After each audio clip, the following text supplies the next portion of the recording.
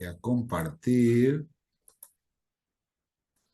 Muy bien, les pido que me confirmen que están viendo el PowerPoint, por favor. Sí, sí, profe. ¿Se ve? Sí, profe, se Buenísimo, ve bien, sí. buenísimo, gracias. Y dice, arrancamos. Memoria principal, parte 2. Vamos a hablar de un concepto muy importante, de una de las características de la memoria principal. Acá estamos hablando más que nada de la memoria RAM, que es el tiempo de acceso a memoria. Eh, el tiempo de acceso a memoria es un tema conflictivo desde siempre, desde siempre. Eh, es un tema que ha generado un cuello de botella en la arquitectura de las computadoras desde la primera generación de computadoras, desde que von Neumann estableció cómo sería su arquitectura para las computadoras.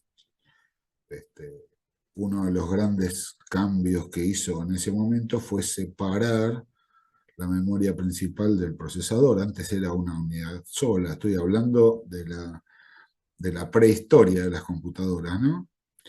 O sea, antes de la primera generación. Y bueno, y eso generó una dificultad que es la dificultad del tiempo de acceso a memoria. Pero para hablar de eso, primero vamos a entender qué es el tiempo de acceso. El tiempo de acceso a memoria es aquel periodo de tiempo que transcurre desde que se direcciona una posición de memoria hasta que se producen los resultados. Por ejemplo, si fuera una operación de lectura, hasta que aparece en el bus de datos los valores de aquellas direcciones que se quieren leer. Desde que se direcciona la posición hasta que aparecen los resultados, transcurre un tiempo. Lo mismo pasa en el momento de una escritura, desde que se direcciona la posición hasta que se realiza efectivamente esa escritura, también transcurre un tiempo. Ese es el llamado tiempo de acceso. Tiempo de acceso se mide en nanosegundos. Ustedes me dirán, ¿qué es un nanosegundo? Bueno, sintéticamente, un nanosegundo es, por ejemplo, a ver, empecemos por acá. Si yo a un segundo lo divido en 1000 partes, cada una de esas partes es un milisegundo. O sea, una milésima de segundo o milisegundo. O sea, con 1000 milisegundos yo tengo un segundo. Ahora, si yo a un milisegundo lo divido también en 1000 partes, lo que me queda es lo que se llama un microsegundo, que es una millonésima de segundo. Un segundo dividido un millón de partes. Cada partecita es un microsegundo. Es un microsegundo, es una millonésima de segundo. Pero, si a este microsegundo también lo divido en 1000 partes, ahí lo que me quedaría cada una de esas partes sería un nanosegundo. Un nanosegundo. O sea que un nanosegundo es la 1000 millonésima parte de un segundo. O sea, un segundo está formado por 1000 millones de nanosegundos. ¿Se entiende?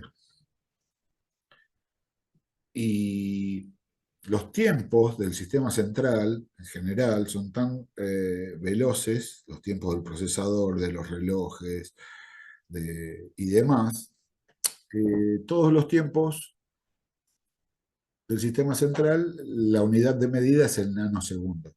Es el nanosegundo. Por lo general, ¿cuánto podemos tener de tiempo de acceso a la memoria RAM? Y esto va variando de acuerdo a la marca, de memoria de acuerdo al modelo, y obviamente a medida que va avanzando el tiempo, los tiempos de acceso se van achicando. En la figura que podemos ver, ahí tenemos un chip de memoria RAM, cuyo tiempo de acceso está marcado. Por lo general, los chips RAM, el tiempo de acceso está escrito en el lomo del chip, que quizás aparece solamente el número, o quizás el número y la N de nano, que es una N un poco cancherita. Y nada, y me dice cuánto es el tiempo de acceso. En ese chip estamos viendo que el tiempo de acceso es de 70 nanosegundos. Hoy ya no existen. Bueno, a no ser que estemos operando una máquina muy obsoleta, muy vieja, ya no tenemos tiempos de acceso de 70. Ya les digo, depende de la marca, depende del modelo. Por ahí estamos hablando de tiempo de acceso de 20, 15, 10 nanosegundos. Y quizás también haya de menor tiempo de acceso aún.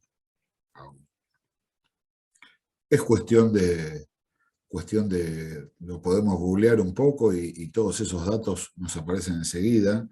Siempre mi recomendación es entrar en las marcas, ¿no? En las páginas oficiales, ¿no? de las marcas, o en las páginas de publicaciones, digamos, serias, cuya información esté bien respaldada. Ahí pueden obtener la información de lo que tenemos actualmente, por ejemplo. Y uno dice, pero estamos hablando de 10, de 7, de 15 nanosegundos, o sea, es rapidísimo.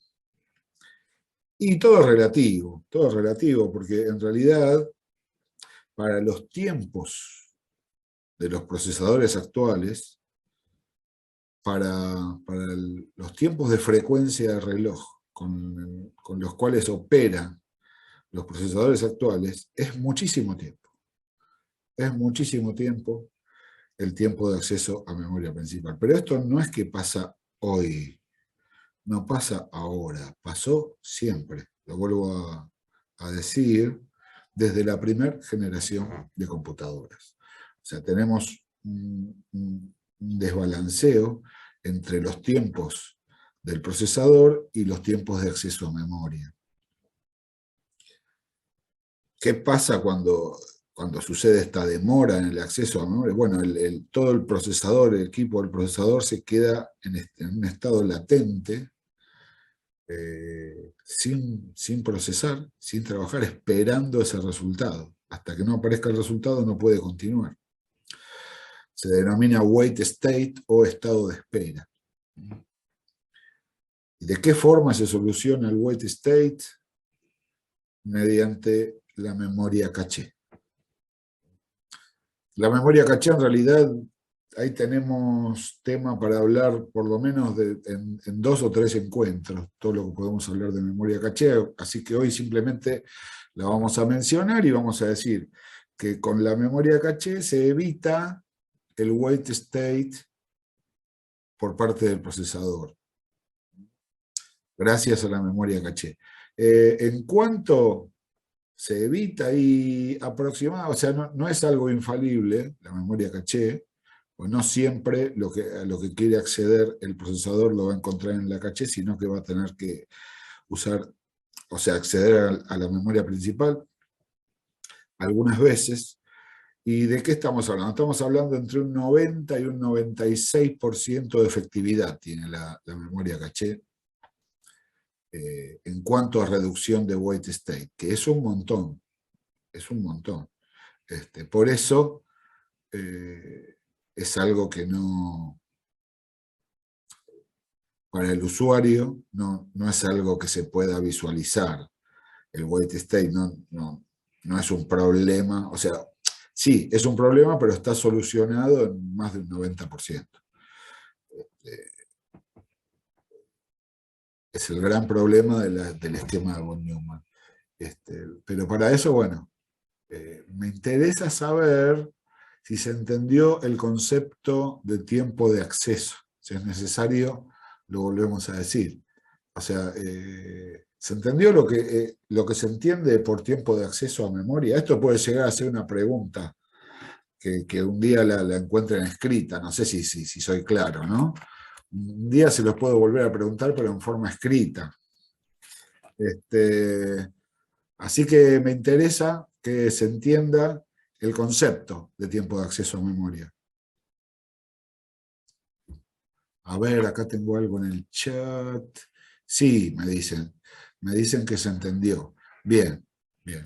Igual el concepto lo tienen acá escrito y este PowerPoint lo voy a dejar como en los otros encuentros. No solamente voy a dejar el enlace del video, sino que también van a poder acceder al PowerPoint para poder consultarlo. También me dicen que sí se entiende. Bueno, bárbaro, buenísimo. Entonces, seguimos avanzando y vamos a hablar, porque no nos olvidemos, que la memoria principal está conformada por la RAM y por la ROM. Es el conjunto de RAM y ROM. ¿Por qué se dice RAM? RAM es la sigla de Random Access Memory, memoria de acceso aleatorio. ¿Alguien tiene alguna idea de lo que significa decir memoria de acceso aleatorio? ¿Hay otros tipos de acceso? ¿Y qué significa tiempo aleatorio? ¿Alguien me puede ayudar? ¿Alguien tiene alguna idea? O, a ver, acá hay gente que está ingresando, no sé. Les escucho, gente.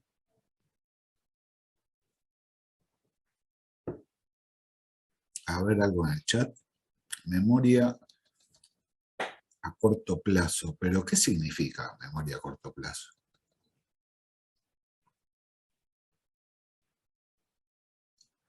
Acá Pablo me puso memoria a corto plazo.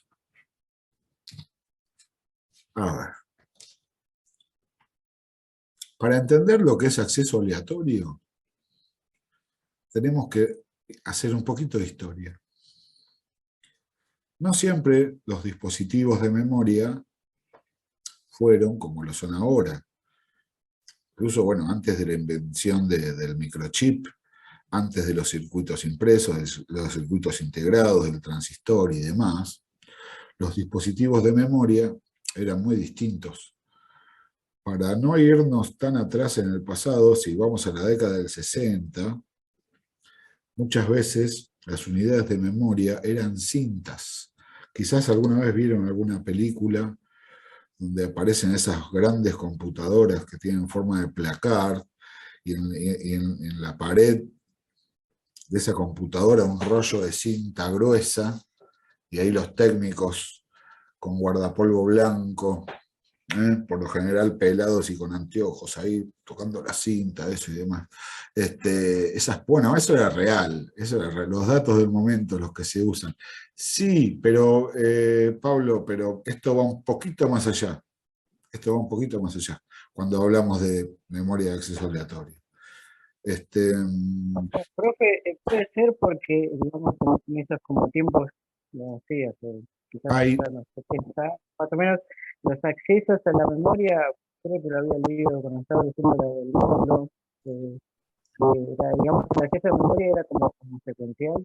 perdón, no se escucha bien, hace como un ruido y no se te puede escuchar bien. Sí, a ver, creo que dijiste algo de secuencial. Ahora sí, por ahí era el auricular. O Ah, sea, me refiero a eso. Si mal no recuerdo, claro, recuerdo haber leído, cuando estaba leyendo la parte de memoria, que claro, las memorias antes tenían como un acceso, digamos, de forma secuencial. Y me parece que eso en un momento, claro, refiriéndose justamente al concepto de tiempo de acceso, en un momento es como que empezó a representar una desventaja, claro, digamos, si lo exactamente. comparamos con un acceso a direcciones, a un conjunto de direcciones aleatorias y encima al mismo tiempo. Claro, sí, exacto. O sea, ¿y por qué antes las memorias tenían acceso secuencial? Porque estaban en cintas. No se podía acceder, o sea, todas las direcciones de memoria estaban en un rollo de cinta. Entonces, obviamente, no iba a tardar lo mismo acceder a una de las primeras posiciones que a una de las últimas, porque tenía que rodar la cinta, buscarlo, encontrarlo.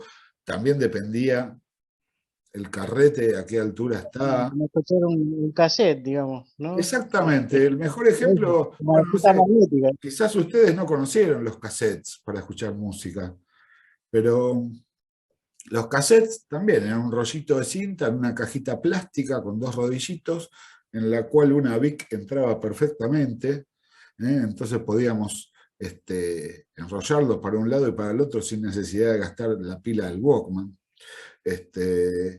Y nada, cada cassette tenía una serie de temas musicales, tema 1, tema 2, tema 3, o sea, si yo de repente quería escuchar el tema 4, tenía que enrollar la cinta, llegar hasta el tema 4 y ponerme a escuchar y tardaba un tiempo. Si quería escuchar el primer tema, directamente daba play y ya lo escuchaba. Esto es algo parecido. El tiempo de acceso en las memorias de acceso secuencial varía de acuerdo a la posición de la dirección.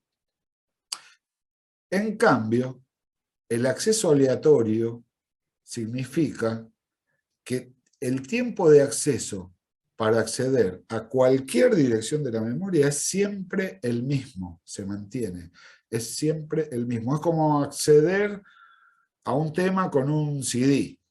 Yo aprieto el número de tema y me tarda lo mismo apretar el 7, apretar el 8, apretar el 1, apretar el 4. O sea, tarda lo mismo. Eso es acceso aleatorio.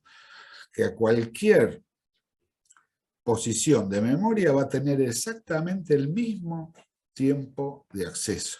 Eso significa acceso aleatorio.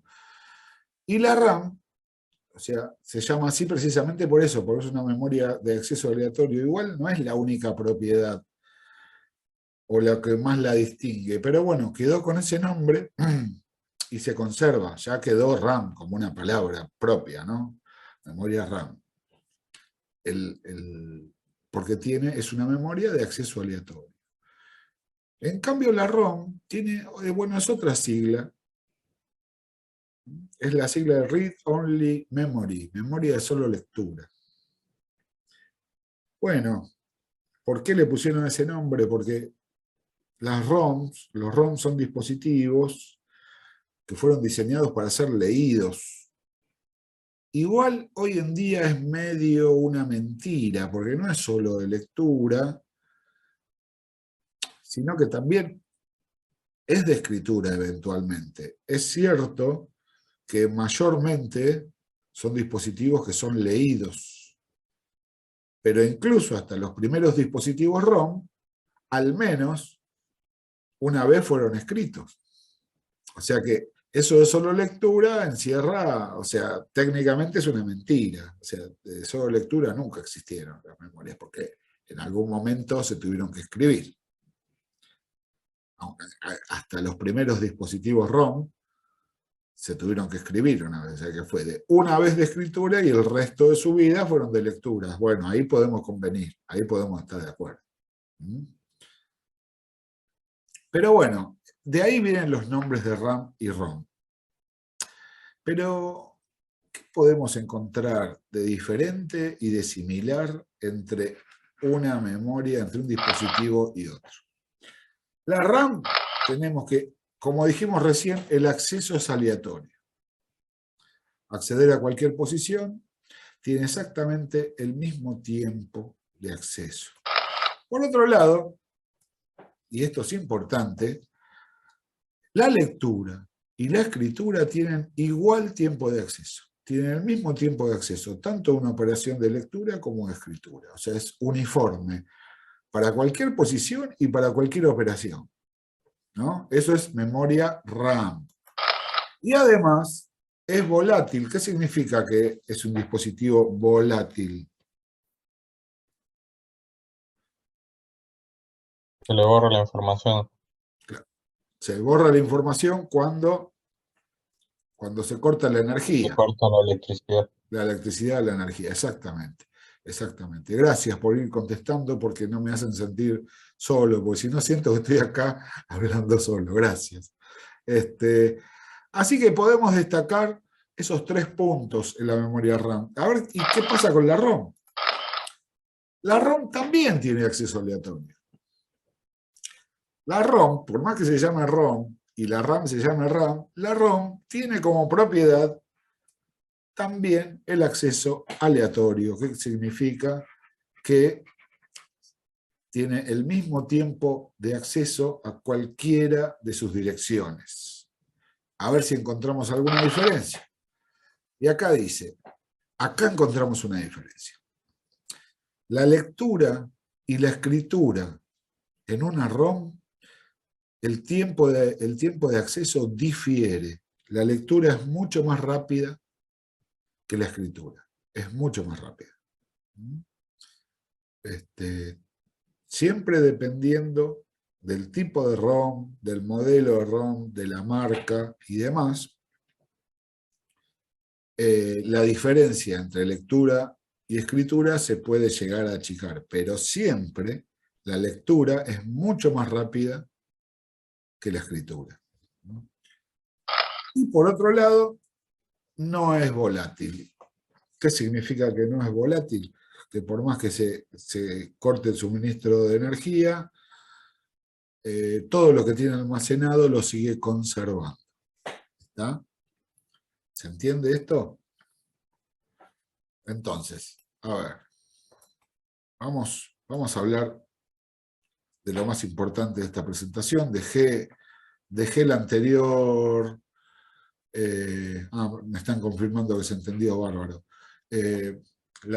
La anterior pantalla la dejé ahí, igual el PowerPoint les va a quedar, si quieren lo pueden leer, pero quiero apuntar a lo que me interesa, que nos quede fijado, que vamos a analizar un cuadro comparativo de las memorias de acceso aleatorio, memorias random access.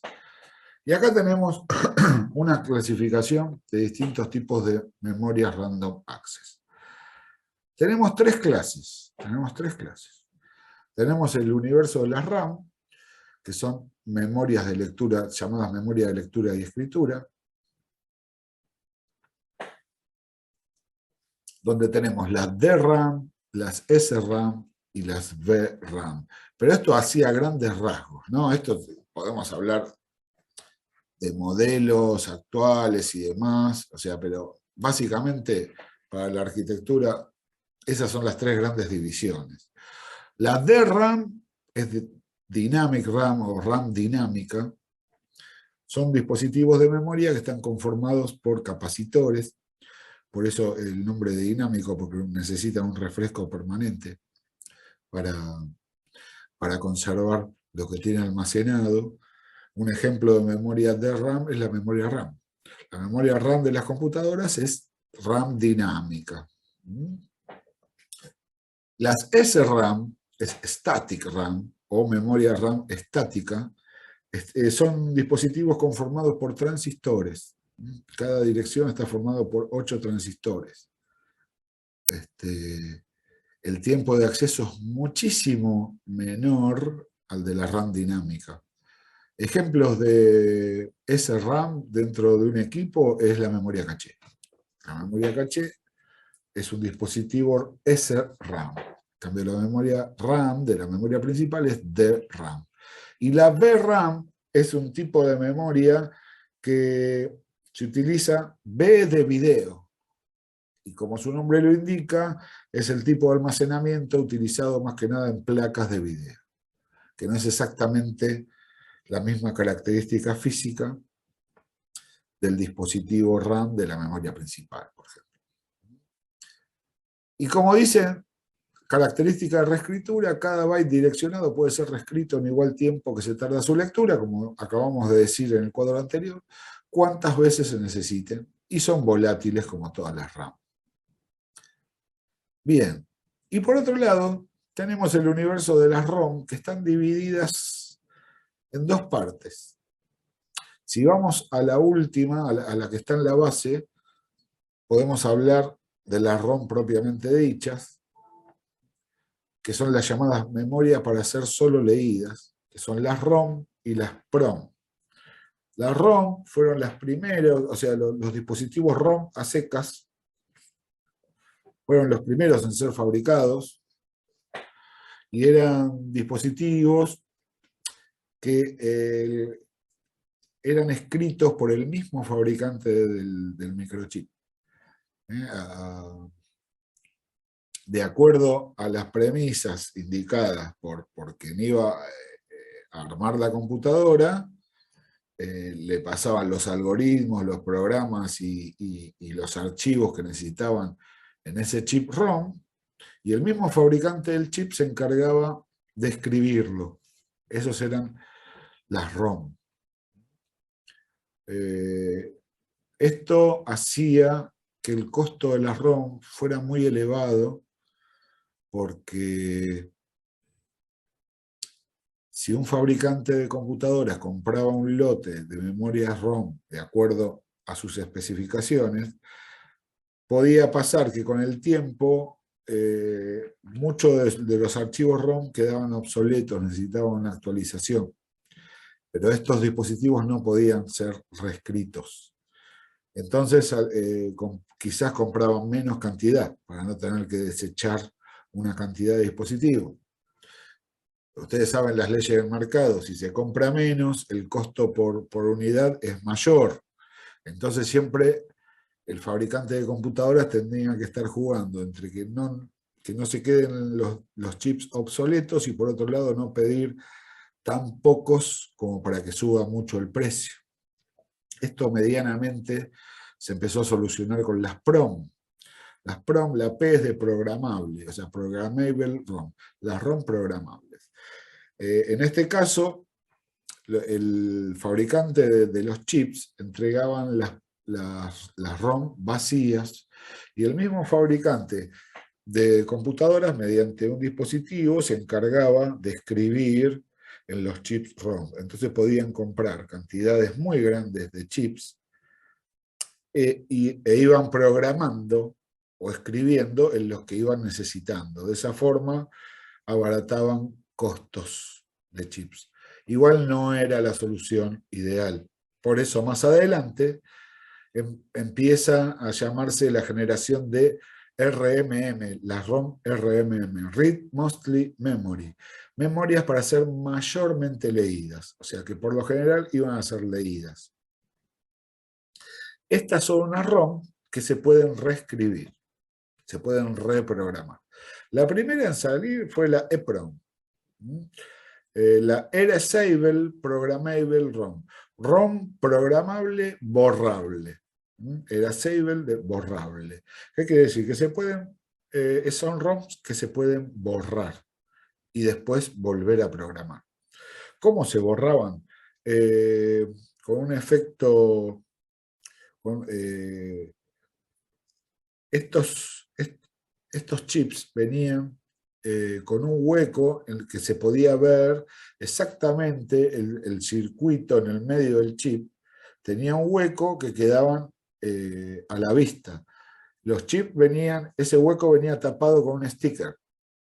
Entonces la memoria se conservaba. Si uno sacaba ese sticker y exponía el chip a una luz ultravioleta durante un tiempo, se borraba toda la memoria. Y eso permitía, fotosensible, exactamente, Mariano. Y esto permitía volver a escribir la ROM.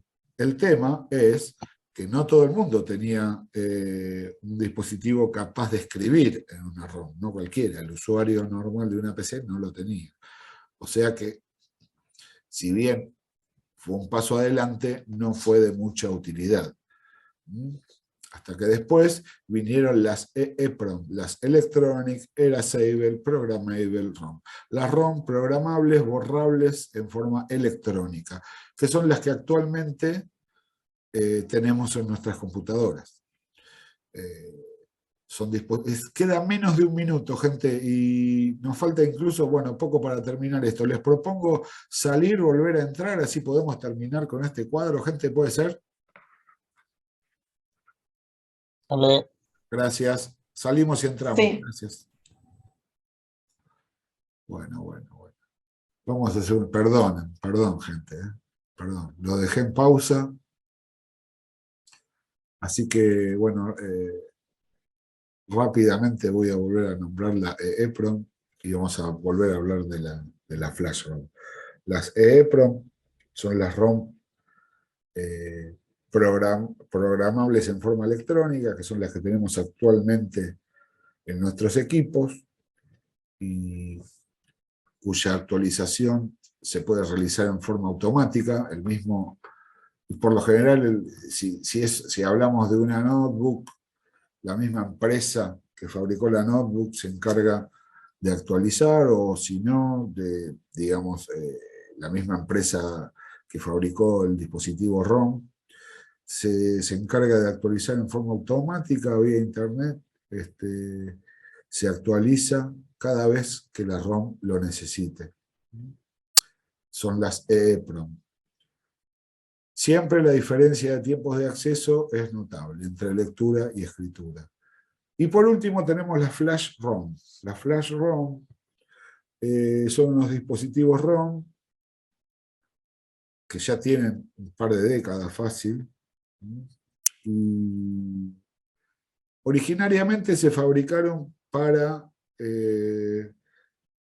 como memoria de dispositivos de cámaras de fotos y videos, cuando aparecieron las primeras cámaras digitales y demás, para tener un dispositivo en que se pudiera guardar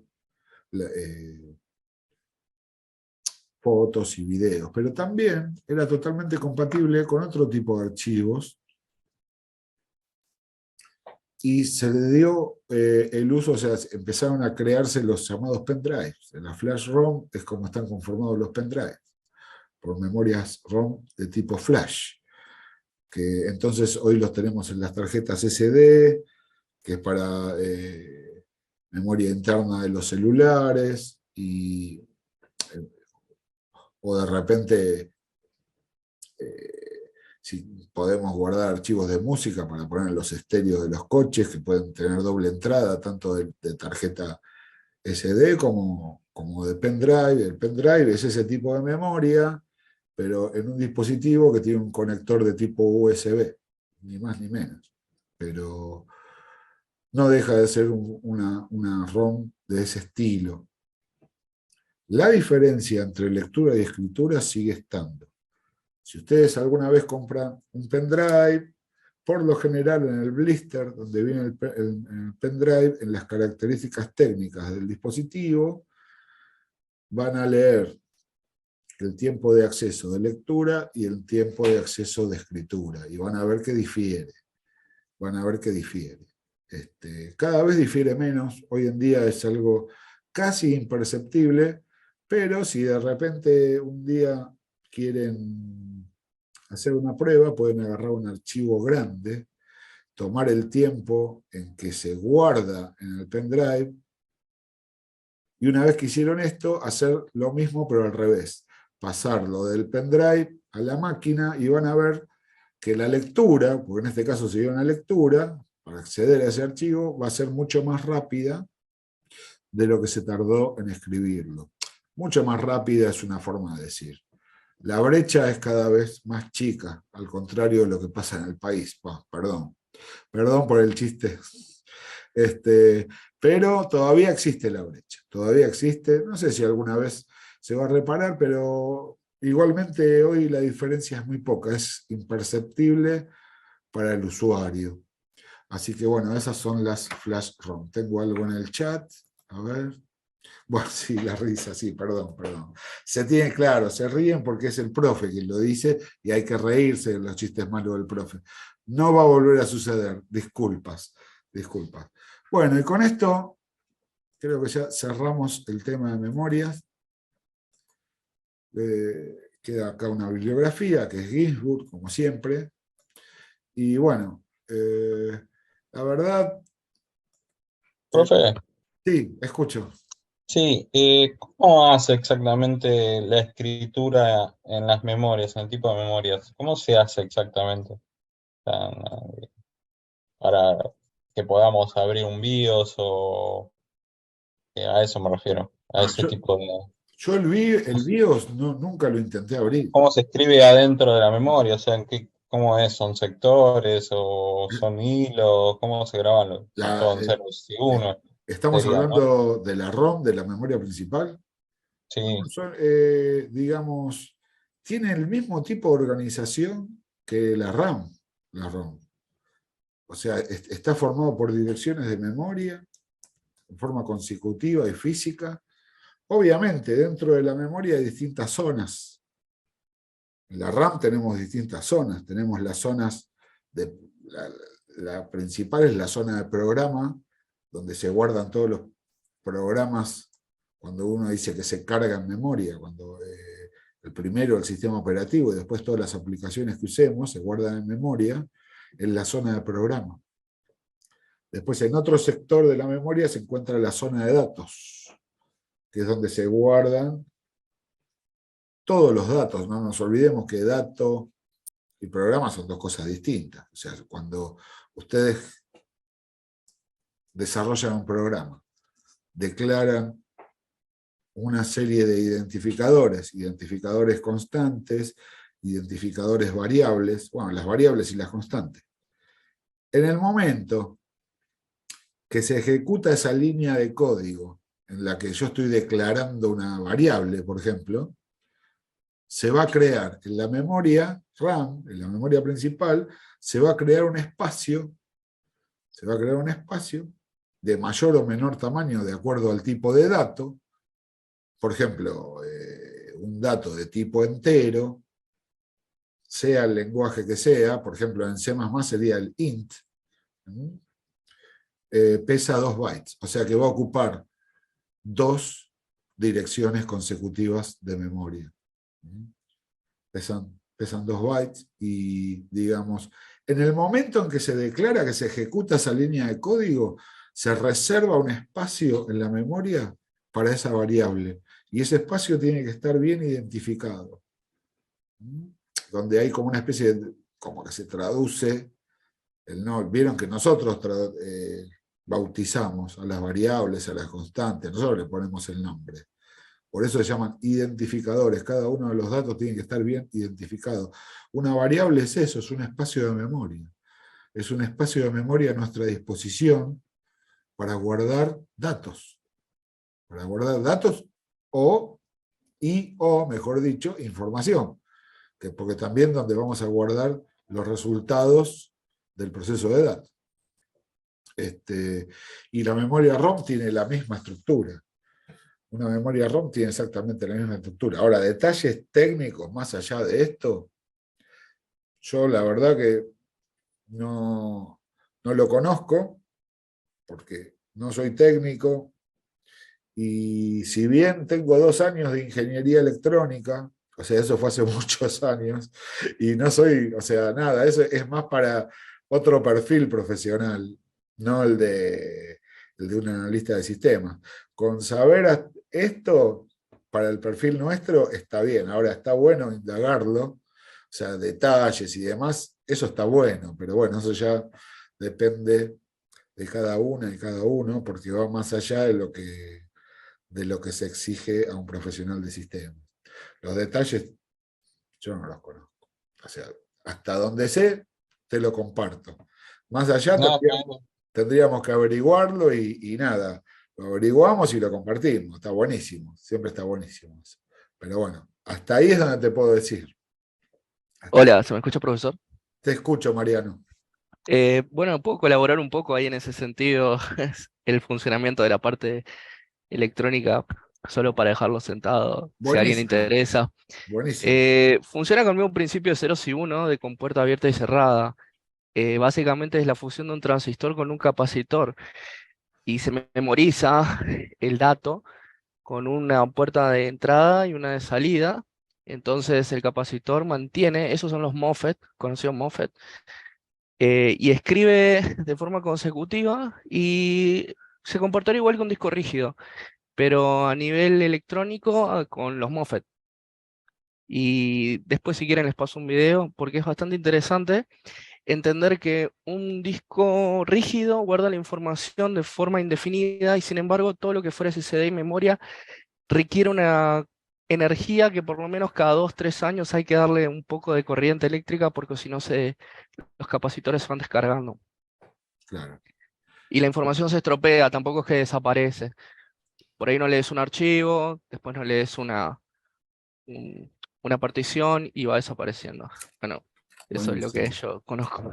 Bueno, gracias, Mariano. Sí, estamos hablando de lo que es dinámico. Claro, dinámico está formado por capacitores.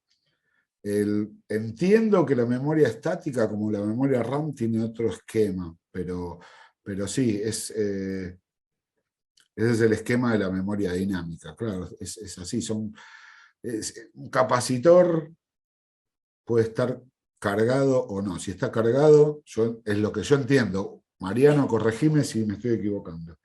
Cuando el capacitor está cargado es porque se supone que está almacenando un 1 y cuando está descargado está almacenando un 0. Y así se representan los bits. Sí, exactamente. La diferencia es que se tiene que acoplar sí o sí un transistor NPN para que la secuencia se pueda realizar de manera binaria, porque si no el capacitor se descargaría en el tiempo y se corrompería la información. Claro. Entonces el transistor se encarga de hacer la secuencia de memorización cuando la corriente eléctrica no está. Buenísimo. Gracias, Mariano. Acá también aporta Pablo Chávez, dice que en discos externos también. Ok, buenísimo. Y bueno, también no nos olvidemos que hoy ya los discos están empezando a considerarse como un elemento obsoleto. Yo creo que se le va a seguir diciendo unidad de disco rígido, incluso a los que más se están utilizando ahora, que son los de estado sólido, que son una memoria tipo flash. Ya los discos rígidos, todo lo que es pieza mecánica, cada vez se está utilizando menos, especialmente por el rendimiento. Creo que, no sé si les comenté el lunes pasado que en mi notebook le cambié el disco rígido por uno de estado sólido. Les puedo decir que ahora vuela mi computadora. Vuela. Perdí 1 tera de almacenamiento, porque era un rígido de 2 teras. Ahora tengo uno de 1 tera solo, pero vale la pena. Vale la pena. Así que bueno, la verdad me gustaría compartir un montón de temas más, pero bueno, estos son los tiempos que tenemos. Tampoco los quiero entretener demasiado porque tuvieron un día largo. Este es el segundo Zoom que tienen. Así que si les parece bien, si queda alguna otra inquietud, la hablamos. Y si no, ya vamos despidiéndonos. No sé si quieren alguien agregar algo más, bienvenidos. No. No, el trabajo práctico que nos dio ahora de las notebooks, que o sea, podemos explayarnos en qué cosas nuevas hay en el mercado, que es referente a notebooks, sería. Claro, sí. Igual, Ok. ojo, no es un trabajo práctico. Claro, por ahí uno está acostumbrado a decirle a todos trabajo práctico. Sí. Pero no sé Es investigatorio, de claro, investigación. no sé por qué en la carrera a distancia el concepto de parcial fue cambiado a trabajo práctico. Entonces, pero trabajo práctico a veces uno tiende a confundirse, porque sí, son trabajos de investigación, también son trabajos prácticos, pero en distancia técnicamente los trabajos prácticos son 2, y son aquellos de sí resolución obligatoria para aprobar la cursada, que ya hemos hecho uno, el que recibieron en su momento, y después sí, tenemos foros, tenemos unificación de conceptos, tenemos investigación y demás. Le podemos decir trabajos prácticos, pero entendiendo que trabajo práctico en mayúscula sería, digamos, esa evaluación obligatoria, de las cuales Perfecto. tenemos 2, ya han hecho una. ¿Quedó claro eso, no, gente? Buenísimo. Sí. Buenísimo. Sí, profe. Y hablando de evaluaciones y demás, recuerden que en el encuentro de junio vamos a hablar del final. Vamos a hablar del final, detalles, modalidades, criterios de evaluación. Por ahí les pongo un final viejo y lo resolvemos entre todos, como para que lleguen a esa instancia de una forma, o sea, con mayor información más que nada. Así que, bueno, ¿alguna inquietud más? ¿Alguna apreciación? ¿Alguna consulta? Temas a futuro, bueno, están en el programa, pero ¿qué temas nos faltarían ver?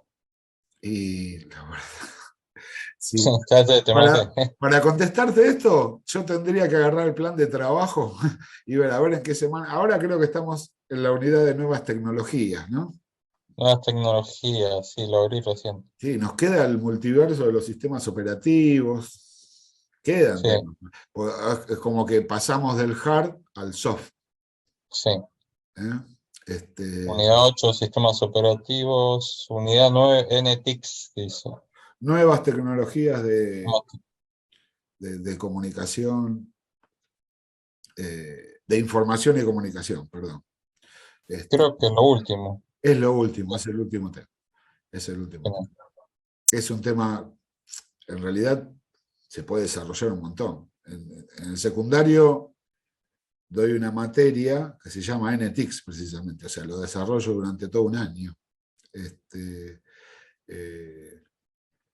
O sea, pero bueno, acá siempre ajustamos los contenidos a lo que refiere el perfil de un profesional de sistemas. Tratamos de no ahondar demasiado, porque ya esta materia tiene mucho contenido, como habrán visto, y es solo una materia de un cuatrimestre. Entonces, por un Poco lado, tiempo, mucha información. claro, es mucho contenido, y tampoco, o sea, siempre con Enrique nos planteamos, o sea, cuáles son los contenidos que quedan afuera, que decidimos no incluir, o si hay que sacar alguno o incorporar otro, siempre pensando en lo que necesita un analista de sistemas, ¿no?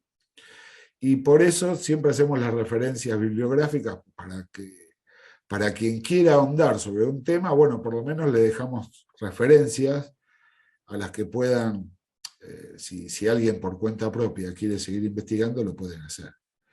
Lo pueden hacer. Pero que ya excedería lo que necesita un profesional de sistemas de acuerdo a su perfil. Porque si no, digamos, nada, tendríamos que tener EUC 1, EUC 2, EUC 3, y por ahí no es la idea. No es la idea de, digamos, sí saber qué es lo que tenemos en nuestra principal herramienta. Bueno, secundaria, es la segunda, la primera herramienta es esta, ¿no? Que vamos a usar como profesionales. La segunda es la computadora. Saber qué es lo que pasa ahí adentro. Así a grandes rasgos, saber lo que pasa ahí adentro sin pretender tener una formación de soporte técnico ni de ingeniero en sistemas, ¿se entiende esto, no? Ingeniero electrónico, quiero decir. En la carrera de ingeniería electrónica esto se ve en 2 semanas, nada más. Todo esto que estamos viendo nosotros se ve en 2 semanas y después siguen con cosas mucho más profundas, pero que no es de nuestra, digamos, incumbencia. Está. Le hago la última y no lo juego más. No, al contrario, para mí es un plan, yo disfruto mucho de los encuentros, disfruto mucho y está bueno. Yo agradezco a quienes se muestran, a los que no pueden hacer, algunos no lo hacen, porque además está bueno, porque cuando llega al final, se llena el aula con desconocidas y desconocidos, y yo voy a evaluar a gente que no conozco, y es un poco, qué sé yo, no está bueno, pero ahora ya por lo menos voy conociendo caras, voy conociendo, o sea, más allá de conocer nombres, uno por ahí va conociendo los nombres a medida que va recibiendo su material de la cursada y demás, pero está bueno, y más a un profe que está tan acostumbrado a la presencialidad, ¿no? Así como es un trabajo, bueno, y mucho más trabajo es ser como alumno, ¿no? De distancia, y bueno, yo lo supe porque yo también he cursado, hice el profesorado a distancia.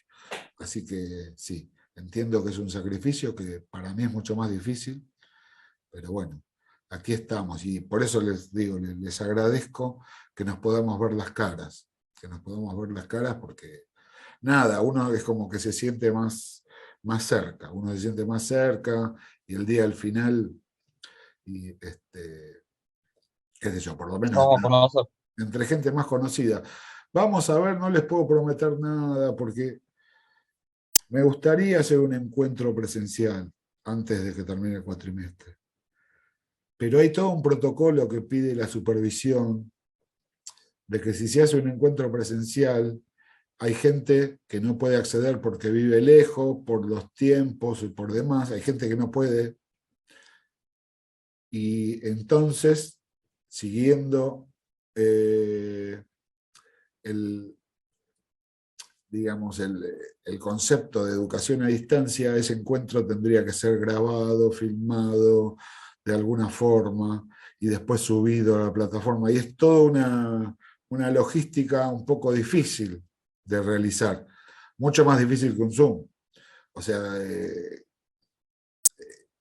grabar todo un encuentro presencial en el instituto y después subirlo. Entonces, tenemos ese tipo de trabas, pero antes lo hacíamos cuando nos pusieron esa imposición, medio que no lo pudimos volver a hacer, pero antes lo hacíamos, de tener un encuentro para quien pudiera ir y conocernos, charlar un rato, que eso está bueno. Pero vamos a ver si antes del final podemos hacer algo así.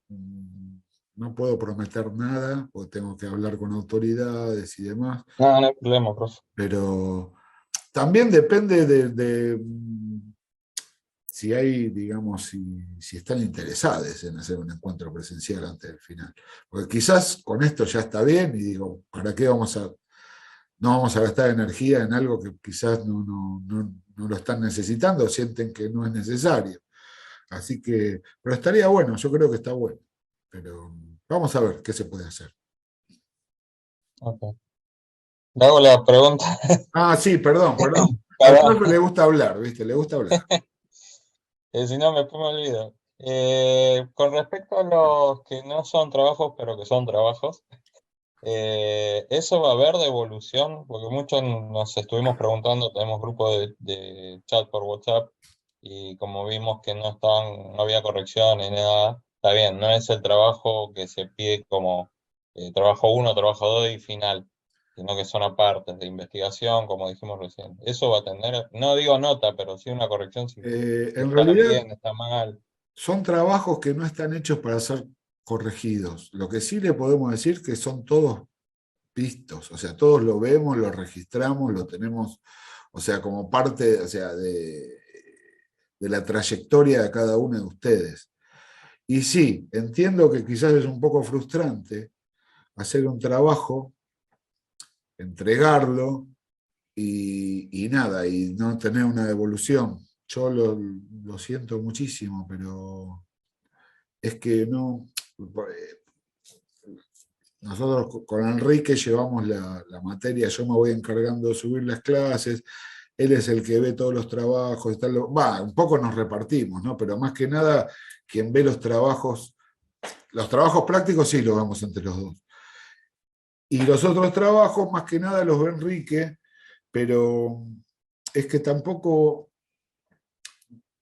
tenemos el tiempo que nos gustaría tener para hacerlo. Si nosotros dispusiéramos del tiempo, sí, con mucho gusto haríamos una devolución y demás, pero estos son cursos, imagínense, o este es de 200. No, este es de 100, bueno, he tenido de 250 alumnos, ¿se entiende, no? Y lleva todo un proceso. Yo la semana de trabajos prácticos es como que me encargo solamente de eso, y eso que corrijo la mitad, porque la otra mitad la corrige Enrique. Corregir un trabajo práctico me lleva entre 15 y 20 minutos. O sea que por hora puedo corregir 3, 4 a lo sumo. Y ustedes son más de 100.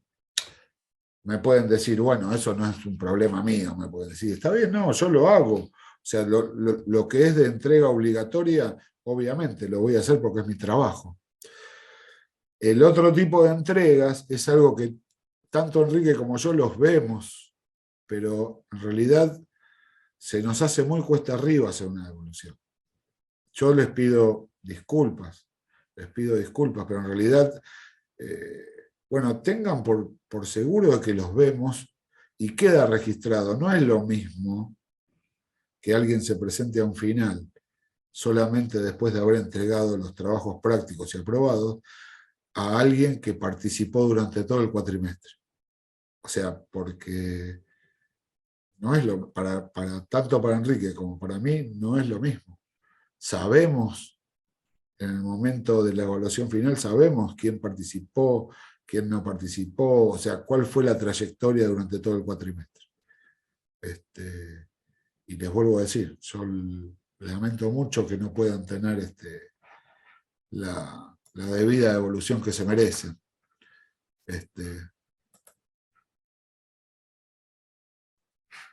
¿Qué pasó? ¿Se cortó? Gracias, profe. Pensé que se había cortado, perdón. Así que bueno, eso es lo que te puedo decir, Cristian. Quizás no era lo que esperabas. No, está perfecto. No. Pero que, o sea, los entiendo re bien, les entiendo re bien, y quiero que por lo menos tengan la tranquilidad de que todos sus trabajos son vistos y son evaluados. En un momento hacíamos devolución por audio, hacíamos un pequeño audio y mandábamos, porque es mucho más rápido que ponerse a redactar toda una devolución, y supervisión nos lo bajó también. Entonces, hay supervisores, no sé, que habría que entender, o sea, no, son tipos que jamás han tenido la experiencia de la educación a distancia, pero sin embargo son supervisores, y nos ven a decir esto sí, esto no, en base a no sé qué, bueno. Y a mí me hubiera gustado, o sea, por lo menos dejar un pequeño audio y decir, mirá, sí, estuvo bueno, fíjate acá, fíjate, que quizás eso agilizaría mucho más y se podrían hacer devoluciones, pero no la podemos hacer así que... No hay problema. Te agradezco la respuesta. No, porque soy lo más honesto que puedo, lo más honesto que puedo. Bueno, gente, nos vamos a descansar, nos vemos en nuestro próximo encuentro, donde ahí vamos a hablar del final y de sus características. Cualquier detalle, ya saben que se pueden comunicar conmigo cuando quieran, me dejan un mensaje en la parte de mensajes que voy a tratar de contestarlo lo más rápido que puedo. Cualquier duda, cualquier consulta, acá estamos, tanto Enrique como yo, para lo que ustedes necesiten, gente. ¿Está? Muchísimas gracias, profe. Gracias a ustedes, gente. Nos vemos. Muchas gracias. Nos vemos. Muchas gracias por todo. Buenas noches, nos vemos, gracias. Chao, profe.